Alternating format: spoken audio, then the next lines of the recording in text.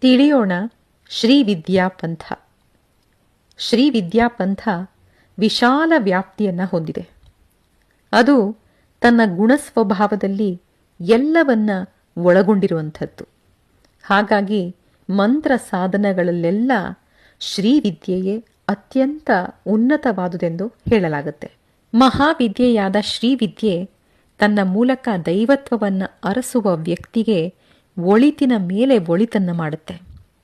ಇದರ ಮೂಲಕ ಜ್ಞಾನವನ್ನು ಪಡೆಯಬಹುದು. ಅಷ್ಟೇ ಏಕೆ, ಚಂಚಲತೆಗೆ ಹೆಸರಾದ ಐಶ್ವರ್ಯವನ್ನು ಶಾಶ್ವತವಾಗಿ ಹೊಂದಬಹುದು. ಪರಮ ಗಂತವ್ಯವನ್ನು ತಲುಪುವುದೇ ವ್ಯಕ್ತಿಯ ಧ್ಯೇಯವಾದರೆ ಆಕೆಯ ಅನುಗ್ರಹದಿಂದ ಅಂತಿಮವಾಗಿ ಆ ಧ್ಯೇಯವು ಸಿದ್ಧಿಸುತ್ತೆ. ದೈವ ಸಾಕ್ಷಾತ್ಕಾರ ಮತ್ತು ಆತ್ಮ ಸಾಕ್ಷಾತ್ಕಾರದ ಹೊರತು ಮತ್ತಾವುದು ಶ್ರೀವಿದ್ಯೆಯ ಗುರಿಯಲ್ಲ. ಎಲ್ಲವೂ ಸಾಧಕನನ್ನ ಅವಲಂಬಿಸಿರುತ್ತೆ. ಸಾಧಕನು ತಾನೇ ಆಯ್ಕೆ ಮಾಡಿ ಬೇಡಿದುದನ್ನು ದಿವ್ಯಮಾತೆ ಅನುಗ್ರಹಿಸುತ್ತಾಳೆ.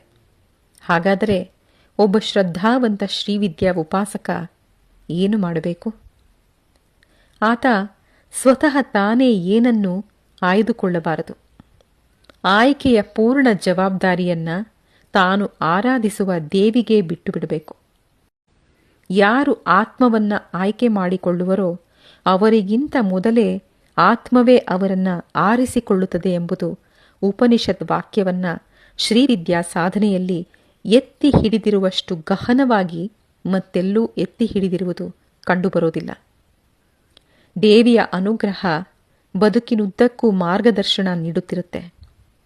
ಶ್ರೀವಿದ್ಯಾ ಉಪಾಸನೆಗೆ ಪೂರ್ವ ನಿಶ್ಚಿತನಾದ ವ್ಯಕ್ತಿಯನ್ನ ಅವನ ಬಾಲ್ಯದಿಂದಲೂ ದೇವಿಯ ಕೃಪಾ ಕಟಾಕ್ಷ ರಕ್ಷಿಸುತ್ತೆ.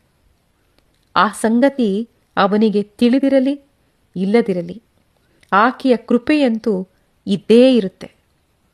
ದೇವಿ ಆತನನ್ನ ಅನುಮಾನ ಸಂಕಟಗಳಿಂದ ದೂರ ಮಾಡಿ ಸರಿಯಾದ ದಾರಿಯತ್ತ ಹೊರಳಿಸುವಳು.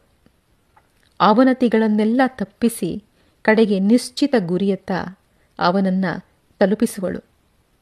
ಶ್ರೀವಿದ್ಯಾ ಉಪಾಸನೆಗೆ ಪ್ರವೇಶಿಸುವ ವ್ಯಕ್ತಿಗೆ ಅದರ ಮಹತ್ವವಾಗಲಿ ಪ್ರಯೋಜನವಾಗಲಿ ತಿಳಿಯದೇ ಇರಬಹುದು. ಆದರೆ ಶ್ರೀವಿದ್ಯೆಯೇ ಅವನನ್ನ ಸಾಧನಾ ಪಥದಲ್ಲಿ ನಡೆಸುತ್ತೆ. ಪ್ರತಿ ಹಂತದಲ್ಲೂ ಅವನನ್ನ ತರಬೇತಿಗೊಳಿಸಿ ಕಡೆಗೆ ಯಾವುದನ್ನ ತಿಳಿಯುವುದರಿಂದ ಎಲ್ಲವನ್ನ ತಿಳಿದಂತಾಗುವುದೋ ಅಂತಹ ಆತ್ಮಜ್ಞಾನವನ್ನ ಕರುಣಿಸುತ್ತೆ.